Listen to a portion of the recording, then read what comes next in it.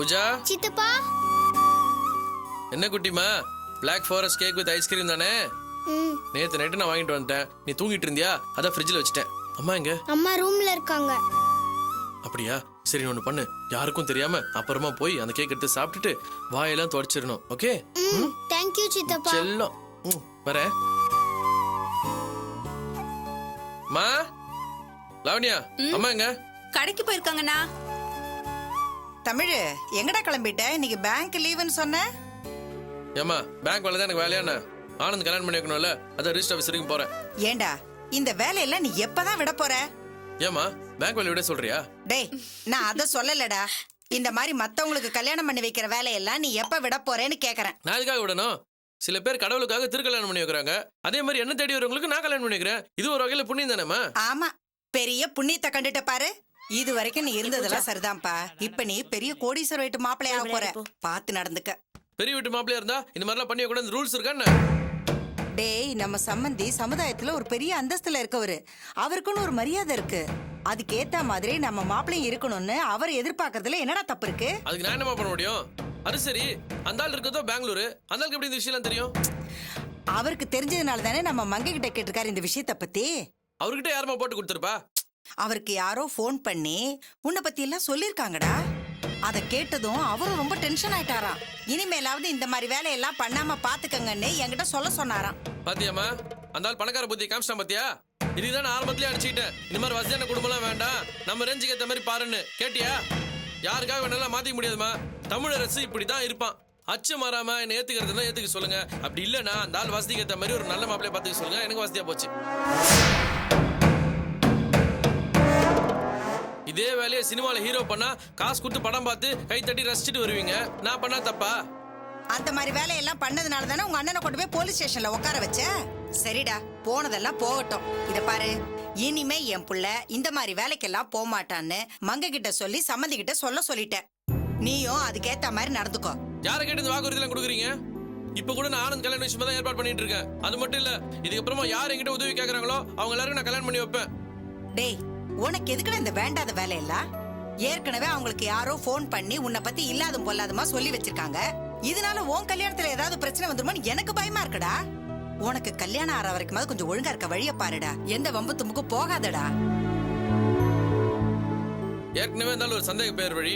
இப்ப யாரோ கொளுத்தி போட்டாங்களா, இந்நேரத்துக்கு இருந்தாலும் கோவிந்து ஊட்டி எரிஞ்சுன்னு இருப்பான். எனக்கு என்னவோ இந்த கல்யாணம் நடக்குமான்னு டவுட்டா தான் இருக்கு. நீ எதுக்கு ஒரு சப்ஸ்டியூட் ரெடி பண்ணுமா? டேய், நல்ல காரியம் நடக்க போகுது. ஏன்டா அப்படி அபசோனம் பிடிச்ச மாதிரியே பேசிட்டு இருக்க? நானே வயித்துல நெருப்ப கட்டிட்டு இருக்கேன். யாருக்குமா பயங்கரமா வெயில் அடிச்சுங்குது. நீ எதுவும் வயித்துல நெருப்ப கட்டிங்கிற? சரி, நான் வரேன்.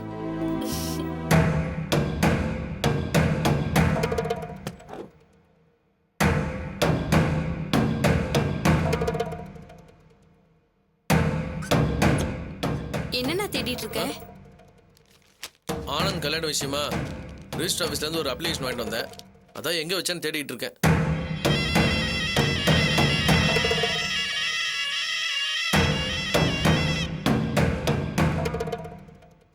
சரி, அவங்க வீட்டுக்கு ஃபோன் பண்ணி யார் உன்னை பத்தி தப்பா சொல்லிருப்பாங்க?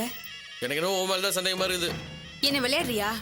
பின்ன நீ தான் எப்ப பார்த்தாலும் துளசிக்கு சப்போர்ட் பண்ணி பேசிட்டு இருக்க. அன்னைக்கு கூட துளசி கொண்டு தான் ஜோடி பொறுத்த சரியா இருக்குன்னு வேற சொன்னேன். அதான் உன் மேல டவுட் வருது. இது கூட நல்ல ஐடியாவா தான் இருக்கு. நீ துளசியை கல்யாணம் பண்ணிக்க ஆசைப்படுறன்னு ஒரு வார்த்தை சொல்லு. சாருவோட அப்பாக்கு ஃபோன் பண்றது என்ன? நான் நேர்லயே போய் பேசிட்டு வரேன். சும்மா அதை பத்தியே பேசிட்டு இருக்காத. அதான் ஆனந்த் துளசியை கல்யாணம் பண்ணிக்க போறான்னு சொல்லிட்டேன்ல. இதுக்கப்புறமா இந்த வீட்டுல அவளை பத்தி பேச்சு எடுக்க வேணாம். அவ போட்டோ என் பேக்லயே இருக்குது. தலையை சுத்தி எங்கேயாச்சும் கொண்டு போய் போட்டுரு. இனிமே அது என் பேக்ல இருக்கக்கூடாது. புடி. போட்டோன்னு தான் ஞாபகம் வருது. ஒரு நிமிஷம் இரு. பாரு, துளசியோட கல்யாண பத்திரிக்கை ரெடி ஆயிடுச்சு. இது எப்படி உங்க கையில கிடைச்சது? தீபாவும் கல்யாணியும் என்ன மீட் பண்ணாங்க. துளசி படிக்கிறதுக்கு ஒரு நல்ல வாய்ப்பு கிடைச்சிருக்கு. அவ ஆசைப்பட்ட மாதிரியே அவளை படிக்க வைக்கிறதுக்கு உங்க அண்ணனை ஹெல்ப் பண்ண சொல்லுன்னு சொல்லி மார்க் ஷீட்டோட காப்பியை கொடுத்தாங்க. ரொம்ப நல்லதா போச்சு. ரிஜிஸ்டர் ஆஃபீஸ்ல கூட துளசிக்கு ஏஜ் ப்ரூஃப் கேட்டிருந்தாங்க. இதே நான் ஏஜ் ப்ரூஃபா கொடுத்துருவேன். வேலாதான் கல்யாணம் பண்ணிக்கிற அந்த 15ஆம் தேதியில ஆனந்துக்கும் துளசிக்கும் கல்யாணத்தை நடத்தி காட்டுறேன். மற்றபடி அவரோட படிப்பு விஷயத்தை பத்தி நான் உங்ககிட்ட அப்புறமா கேட்டு தெரிஞ்சுக்கிறேன். எனக்கு டைம் ஆச்சு, நான் கிளம்புறேன். தயவு செஞ்சு இந்த போட்டோ டிஸ்போஸ் பண்ணு.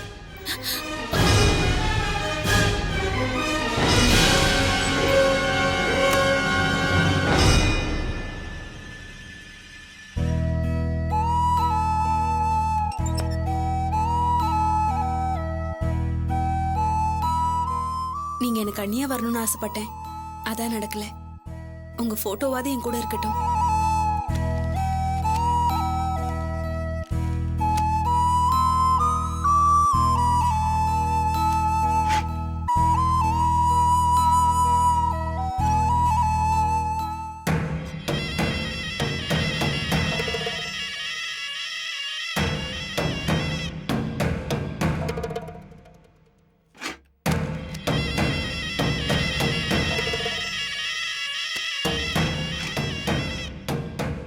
தமிழரசு, உனக்கு இப்படி ஒரு ட்ராக் இருக்கா?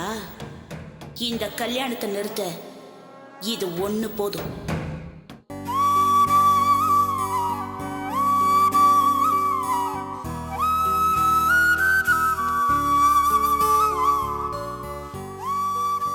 என்னடா பொண்ணு இந்த வருஷம் தான் +2 முடிச்சிருக்கா? பொண்ணுக்கு 18 வயசு ஆயிடுச்சா இல்லையா? டேய் படிப்பை பார்க்காதடா, பிறந்த தேதியை பாரு. ஓ 20 வயசு ஆயிடுச்சா? 20 வயசுல தான் +2 முடிச்சிருக்காங்க. என்ன ஒவ்வொரு கிளாஸையும் உட்காந்து படிச்சாங்களா? உன் ஃப்ரெண்ட் என்ன சரியான மக்கு பொண்ணை பிடிச்சிருக்காரு? சார் மார்க்க பாருங்க சார், நல்லா படிக்கிற பொண்ணு. ஸ்கூல்லே அவதான் சார் ஃபர்ஸ்ட். ஏதோ சூழ்நிலைனால டேய் இப்ப என்ன ரொம்ப தேவையா? சார் என்ன பொண்ணோட மார்க்க பார்த்து வேலையை போட்டு கொடுக்க போறாரு? டேய் பாத்தீங்களாடா, பொண்ணு கட்டல தாலி கூட கட்டல, அதுக்குள்ள பொண்டாட்டிக்கு சப்போர்ட் பண்ண ஆரம்பிச்சாரு. எல்லாம் ஓகே. அதுக்காக 15ஆம் தேதியே கல்யாணம் எப்படிடா? முழுசா இன்னும் 10 நாள் கூட இல்லையே. உங்களுக்காக சட்டத்தை மாத்த முடியுமா? நண்பனுக்காக எது வேணாலும் மாத்தலாம். சரி இரு, ரெஜிஸ்டர்ட்ட போய் கையெழுத்து வாங்கிட்டு வந்துடுறேன். சரி வா. பேர் என்ன? கார்த்திக். அட்ரஸ் நம்பர் 10 கேகே நகர், செகண்ட் செக்டர், சென்னை 78. ஓகே. அப்பா அம்மா சொல்லுங்க. இதுல எல்லாம் கையெழுத்து வாங்கிடலாம். எடுத்துட்டு போங்க, எடுத்துங்க. அப்புறம் அப்பா அம்மா பேரு? அப்பா பேர் கந்தசாமி. உங்க பேர் என்னம்மா? என் பேரு ராணி. சார் என்ன? சைன் பண்ணுங்க சார்.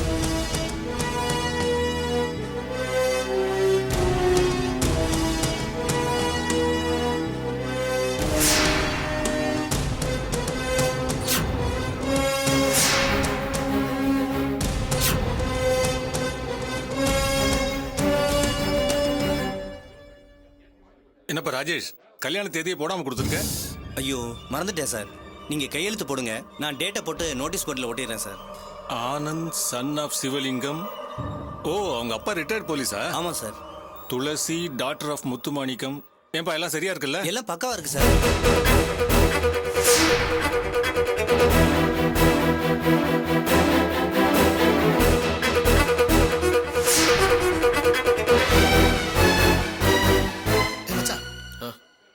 டேய் ஒரு மாதிரி சமாளிச்சு ரெஜிஸ்டர்ட்ட கையெழுத்து வாங்கிட்டேன்.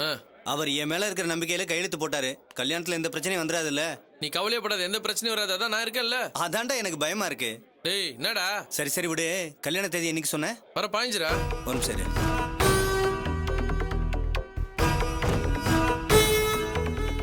சரி வாங்க போகலாம். டேய் வாடா டேய்.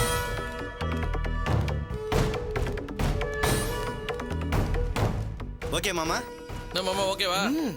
15ஆம் தேதி காலைல 10 மணிக்கு ஆபீஸ் திறந்தோடனே முதல் ஆளா வந்து நிப்போம். ஃபர்ஸ்ட் இவங்க எல்லாம் முடிச்சு விடு. Okay thank you. என்னடா ஃப்ரெண்ட்ஸ்க்குள்ள சாரி தேங்க்ஸ் எல்லாம் கிடையாதுன்னு சொல்லிட்டு புதுசா என்ன இதெல்லாம்? டேய் எங்களுக்கு கஷ்டப்பட்டு கோல்மால் எல்லாம் பண்ணிக்கிறேன். மெதுவா நீயே போட்டு விட்டுற போல இருக்க. இதுக்கு நீ தேங்க்ஸ் சொல்லாமலே இருந்திருக்கலாம். சரி நீங்க கிளம்புங்க, நான் பாத்துக்கிறேன். சரி ஓகே பை பை.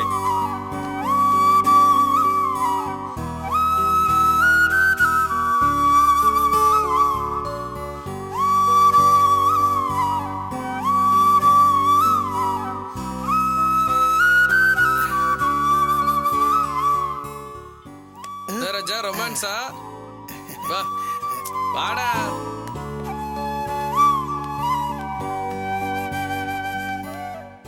வா டேய் எங்க வேலை முடிஞ்சிச்சுடா. நீ தான் துளசி கிட்ட எல்லா விஷயத்தையும் எக்ஸ்பிளைன் பண்ணி நம்ம பிளான் பண்ண மாதிரியே கல்யாணத்துக்கு முன்னாடி நீ தான் அவளை மண்டபத்துல தூக்குற. நானா? நான் எப்படி மண்டபத்துல போய் தூக்க முடியும்? துளசி குடும்பத்திலயும் என்ன எல்லாருக்கும் தெரியும். வேலாயத்துக்கும் என்ன தெரியும். நான் அங்க போனா சும்மா விடுவாங்களாடா? டேய் நீ போவா வேற யாரா போவா? நாங்க போக முடியுமா?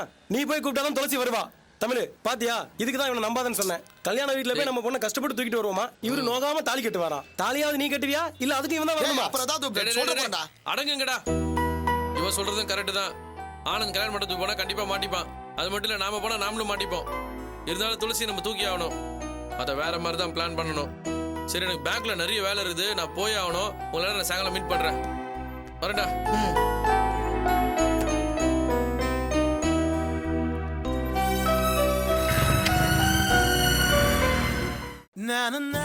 வணக்கம் sir. Good morning. Madam good morning. Good morning Tamil. Sir good morning sir. Morning Tamil. வணக்கம். Good morning. Morning. Good morning sir. ஒரு வழி ஆனந்த் பிரச்சனை முடிச்சிட்டோம்ல. 30 நாள் முன்னாடி ரெஜிஸ்டர் ஆஃபீஸ்ல போர்டுல பேர் போடணுமாமே. நமக்கு தெரிஞ்ச பையன் ஒருத்தர் இருக்கான்ல, அவனை பிடிச்சி பேசி கரெக்ட் பண்ணி ஆனந்த் துளசி பேரை போர்டுல போட வச்சிட்டல. திடீர்னு துளசியோட கையெழுத்தும் ஏஜ் ப்ரூஃப் வேணும்னு கேட்டாங்க. எனக்கு என்ன பண்றது ஒண்ணுமே புரியல. அப்புறம் என் தங்கச்சியை பிடிச்சி துளசி மாதிரி கையெழுத்து போட வச்சு அவகிட்ட இருந்த துளசியோட +2 மார்க் ஷீட் எடுத்து ஏஜ் ப்ரூஃபா கொடுத்து அப்படி இப்படின்னு சமாளிச்சிட்டேன். 2 நாள் பொழுது இப்படியே ஓடி போச்சு. எப்படியாச்சும் இந்த கல்யாணத்தை நல்லபடியா நடத்தி முடிச்சிடணும். அதுக்கான டென்ஷன் அடுத்தபடியே ஸ்டார்ட் ஆயிடும். என்ன சார், மசாலோட வரலையா இல்ல வந்துட்டு போயிடுச்சா? சே, காலைல இருந்து எதுவுமே சாப்பிடல, ஒரே அலைச்சல். எங்க அம்மா நான் காலைல கிளம்பும் போத சட்னி ரெடி சாப்பிட்டு போனாங்க. நான் தான் அவங்க பேச்ச கேட்காம சாப்பிடாம ஓடி வந்துட்டேன். எங்க அம்மா சொல்லி நான் சாப்பிடலனா இன்னைக்கு நாள் முழுக்க எனக்கு சாப்பாடே கிடைக்காது. இன்னைக்கு பாருங்க மசாலோட வேற போயிடுச்சு.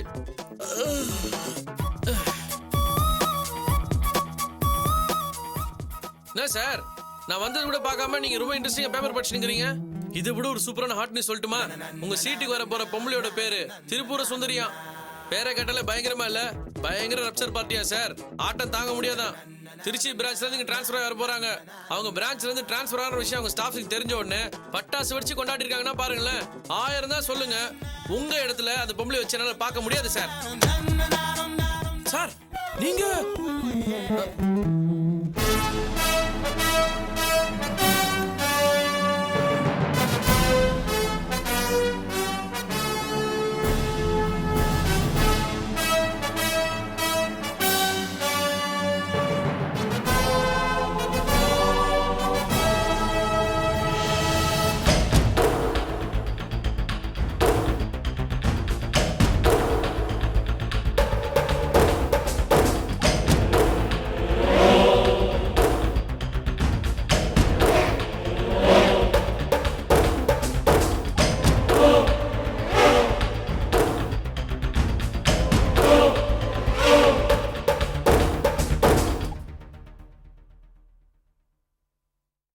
மேடம், நீங்க கேட்ட லோன் லிஸ்ட் எல்லாம் ரெடி பண்ணிட்டேன், இந்தாங்க.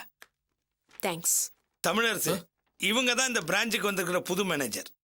இவர் தான் தமிழரசு. பேரே பயங்கரமா இருக்குன்னு சொன்னீங்கல்ல, அந்த திரிபுர சுந்தரி நான் தான்.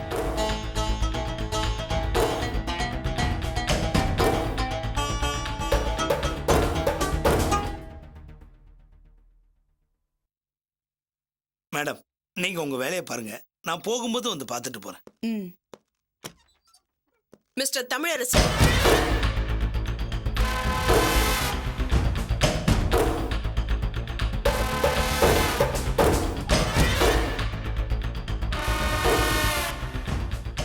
நீங்க எப்படி என்ன பத்தி விசாரிச்சு வச்சிருக்கீங்களோ அதே மாதிரி நானும் இந்த பிரான்ச் ஸ்டாஃப்ஸ் எல்லார பத்தி விசாரிச்சுட்டு தான் வந்திருக்கேன்.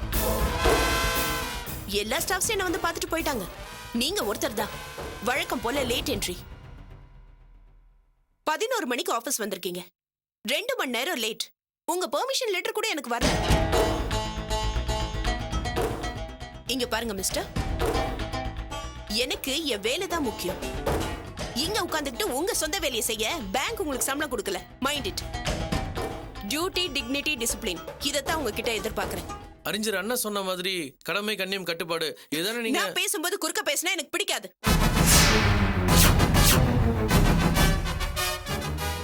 இந்த பிரான்ச்ல இர்ரெகுலர் நீங்க தான்.